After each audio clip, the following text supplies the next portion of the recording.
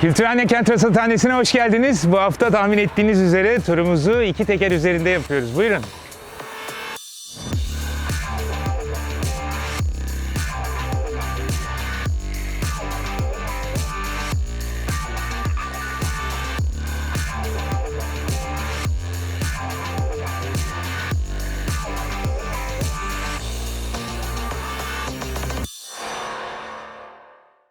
Merhabalar, Kültürhane Kent Rasathanesi'ne hoş geldiniz. Tekrar Fredrik Ebert Stiftung Derneği'nin desteğiyle haftalık olarak yaptığımız kent turunun bu hafta iki teker üzerinde bisiklet turu halinde gerçekleştiriyoruz. Daha önce de bisikleti çok konuştuk. Mersin'deki bisikleti ayrıca özel programlarda konuşmuştuk.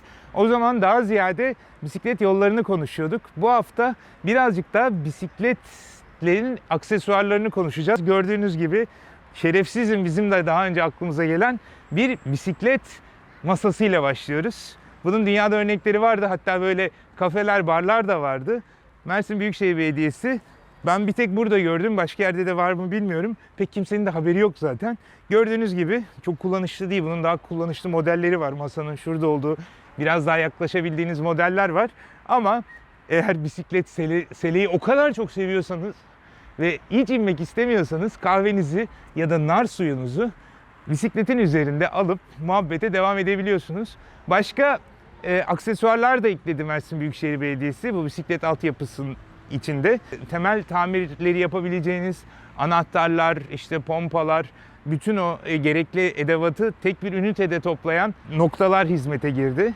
Onun haricinde yine göstereceğim, bu karşıdan karşıya geçerken durmanız gerektiğinde ayağınızı koyacağınız, dolayısıyla bisikletten inmenizi gerektirmeyen basamaklar da hayata girdi. Tabii o basamakların şöyle kafamda bir soru işareti var.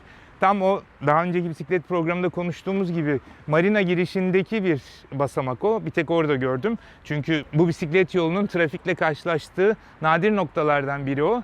Fakat orada da ışık yok. Dolayısıyla hani bisiklet için bir şey yapılıyor. Fakat orada basamak var da bir de ışık olsaydı, bisikletlere biraz daha öncelik verilseydi belki daha iyi olurdu. Bir de Kentbis üzerindeyiz şu anda. Kendi bisikletimizle gelmedik. Kiralık bisiklet hizmeti Büyükşehir'in. Zor oldu kiralamak. Kredi kartıyla kiralayamadık, bisiklet bulamadık. Sonra kartımızdaki bakiye bitmiş. Dolayısıyla bir takım hala işleyiş sıkıntıları var diyelim ve çözülmüş bir yere gidelim. Paris'e gidelim. Artık Hollanda'dan bisikletin o cenneti olma özelliğini geri almak üzereler sanırım. 2 Kasım tarihinde Paris Belediyesi kendi Kentbis, yani orada Velolib serbest bisiklet olarak adlandırılan kiralık bisiklet uygulamasına dair Ekim ayı istatistiklerini yayınladı. Buna göre yani Ekim ayı boyunca 3.8 milyon bisiklet kiralanmış Paris'te. Bu şu demek, günde 125 bine yakın kiralama ve bunun %43'ü de elektrikli bisiklet. Orada hem pedallı hem de elektrikli bisiklet de var. Ve bu insanlar 3.8 milyon kiralama boyunca Paris'te, yani 55 belediye sınırları içinde toplamda 10 milyon kilometre bisiklete binmişler. Bunun için 1399 tane istasyon var. 20 binden fazla bisiklet bu tür kiralamalara, bu tür ödünç almalara hizmet veriyor.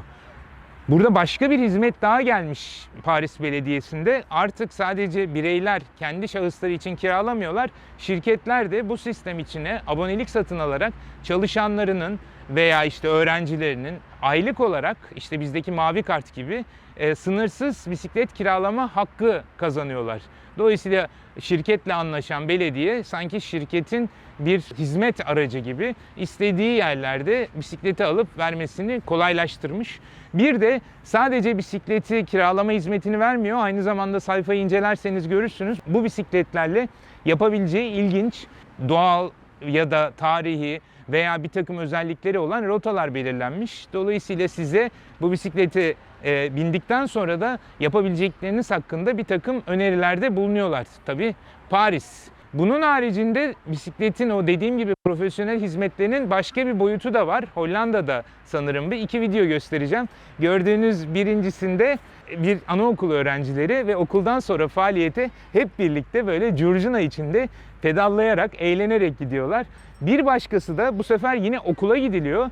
Fakat bütün öğrenciler hep birlikte bisiklete binerek öğretmenlerinin eşliğinde birazcık polis desteğiyle de toplu olarak gidiliyor. Bizde de yaygınlaşan bir critical mass etkinliği vardır. Bisikletliler haftanın perşembe günleri veya başka günlerinde toplu olarak binerek bisikletin görünürlüğünü anlatırlar. Ama burada bu critical mass gündelik hayatın içinde ve çok daha şenlikli bir şekilde halledilebiliyor. Dolayısıyla tabii bizim için ne kadar gerçekçi, hani okul ve evin arasındaki mesafe o kadar uzun ki böyle bir şey hayal etmek çok gerçekçi olmayacaktır. Ama bu tür uygulamalar en azından bir takım etkinliklerin yapılabileceğini umuyorum. Tabii böyle biz bisikleti öve öve bitiremiyoruz fakat İngilizce terminolojiye bike-lash diye bir kavram girmiş. Yani bisiklet karşıtlığı.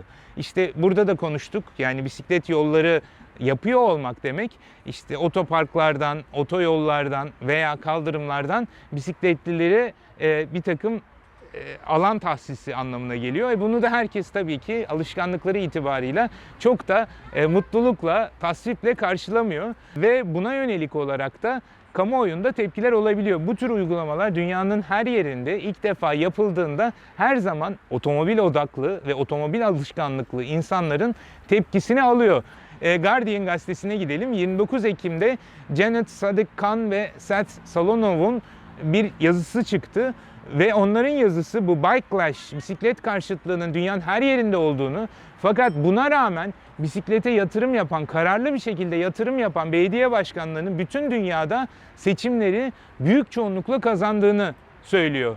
Mesela Milan'ın belediye başkanı daha önce de bu hatırlarsanız meydan tasarımlarını, meydanların kamusallaştırmasını çok iddialı bir şekilde hayata geçirmişti. Oraların yaya, eğlence, aktivite ve bisiklet alanı olmasına. Sala daha geçenlerde Ekim sonlarındaki seçimden %56'lık bir çoğunluk desteğiyle tekrar belediye başkanı seçilmiş. Londra Belediye Başkanı Sadık Khan 260 kilometre bisiklet yolunun mimarı olarak yine %55'le koltuğunu korumuş. Dahası Paris'te, Barcelona'da, Oslo'da bütün buradaki bisiklete yatırım yapan belediye başkanları seçimlerde her zaman başarıyla çıkmışlar. Öyle ki biliyorsunuz Paris Belediye Başkanı Anne Hidalgo Cumhurbaşkanı adayı şu anda. Yani çok fazla şu an için şanslı görülmüyor ama Paris Belediye Başkanlığı'nın ikinci döneminde Cumhurbaşkanlığına aday olabilecek bir popülariteye, bir siyasi güce kavuşmuş durumda. Tabii bu bike-lash'e karşı bisiklet yollarının zaferi de ilan ediliyor bir yandan da. İşte bu da bir zafer. Tabii seçimleri kazanan bisikletperver belediye başkanları da bu zaferin belki de başka bir tezahürü. Ama 4 Ekim'de The Globe and Mail sayfasında bir yazı yayınlanıyor. Kanada yayını bu ve Kanada'da, Vancouver'da bisiklet politikalarını ele alıyor. Burada Vancouver'daki ilk bisiklet yolları 2000'lerin başında inşa edilmeye başlamış. O zaman gazeteler işte bu bir kaostur, işte başarısızlığa mahkumdur manşetleri atılmış.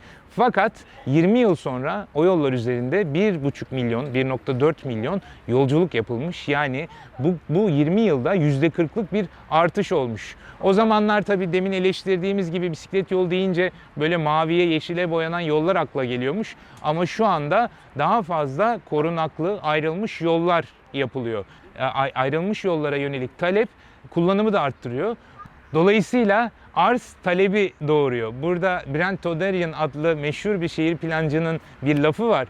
Der ki o, yani köprü yapmak için o ırmağa yüzerek geçen insanların sayısına bakılmaz. Dolayısıyla da siz mevcut halde ya bisiklete kaç kişi biniyor ki zaten deyip de bisiklet yolu yapıp yapmama kararı verirseniz o zaman arzın talebi doğurduğunu, insanların o altyapıya kavuştuktan sonra bisikleti bu kadar etkin bir şekilde kullanacaklarını tahmin edebilirsiniz. Vancouver'da bu politikanın devamında 2040'a kadar şehir içindeki yolculukların %12'sinin bisikletle yapılması planlanıyormuş. 2013 itibariyle, yani bundan 8 yıl önce şimdiden %8'e gelmiş. Dolayısıyla ana kural, ana ulaşım aracının bisiklet olabileceğini düşünmek çok da hayalperestlik olmaz. Peki neden? Bunu teorik olarak konuşacak olursak 21. yüzyılın kenti adlı Twitter hesabından 2 görüntü paylaşacağım sizle. Bunlardan birincisi işte araç trafiğinin yanında bisiklet trafiği. İlk bakışta araç kullanımının daha yoğun olduğunu düşünebilirsiniz. Çünkü bir karede daha fazla araç var.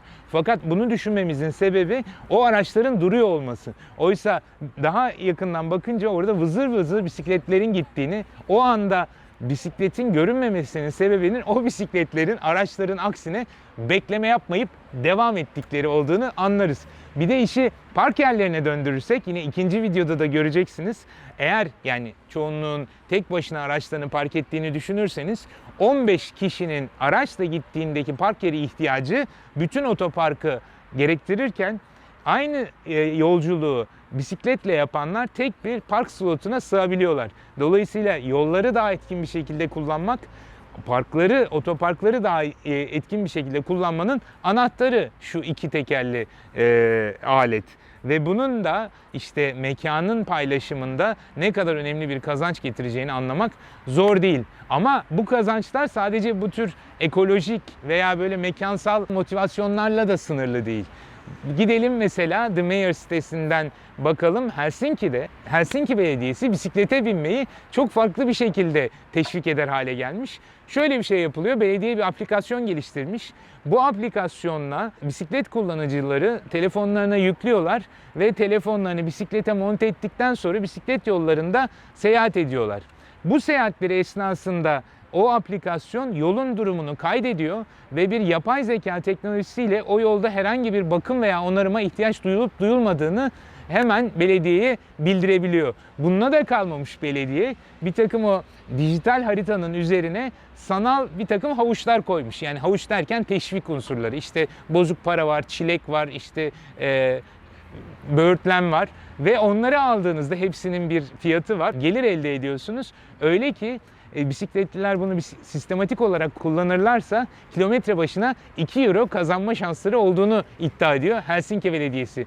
Dolayısıyla hem pedallayınca hem doğa kazanıyor, hem mekan kazanıyor, hem de siz kazanıyorsunuz diyebiliriz. Tabii bisikletler, kent bisikletleri, diğer bisikletler bu kadar yaygınlaşınca bunun bir takım sorunlu alanları da ortaya çıkıyor. Mesela bu kent bisiklet uygulamalarının hepsi büyük başarıyla sonuçlanmıyor. Meksiko City'de bu 12 Ekim'de Rest of the World sitesinde yayınlanan bir haberden öğrendim bunu.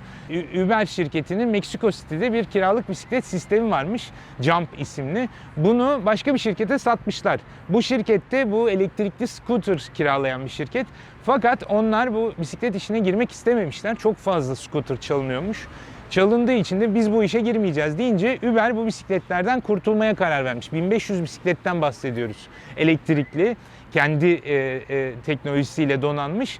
Dolayısıyla Uber de bunları yok etmek üzereyken Bisikletas adlı bir bisiklet kolektifi atmayın bize verin diye bisikletleri 1 pezoya satın almış. Yani bu da yarım sente tekabül ediyor. Şimdi bunun Türk lirasını söylemeyeyim. Hani ne zaman izlersiniz bilinmez. Türk lirası karşılığını veririm ve o hiçbir şekilde izlediğiniz andaki döviz kuruna yansımayacağı için doğru söylemiş olmam. O yüzden siz 1 pezo veya yarım senti baz alın. Ve bu 1500 bisiklet alınmış. Fakat Uber'in bir şartı varmış. Bir, teknolojimizi tekrar üretmeyeceksiniz. İkincisi de bu pilleri çıkaracaksınız. Dolayısıyla bunların elektrikli olma özelliğini iptal etmek gibi bir şart söz konusu. Bunun üzerine 27 yaşında genç bir bisiklet teknisyeni bu işe girmiş ve deneye yanıla, boza yapa gerçekten de o Uber bisikletlerini tekrar kullanılır hale getirmiş. Tabii elektrikli halini değil, normal motoru çıkarıp pedallanan bir versiyona gelmiş. 10 kilo azalmış bisiklet, yani 30 kilodan 20 kiloya inmiş o bisikletler ve böylece 500 bisikleti kurtarmışlar ve onu da Meksiko'nun kentlerinden birine kiralamışlar yıllık olarak. Oradan da bir gelir elde etmişler. Dolayısıyla bisikletler çöpe gitmemiş, bir kolektif kazanmış ve başka bir belediyenin sakinleri de bisikletlere kavuşmuşlar. 1000 bisikleti de yapabiliriz ama bunun için kaynağa ihtiyacımız var diye de eklemiş kendilerine.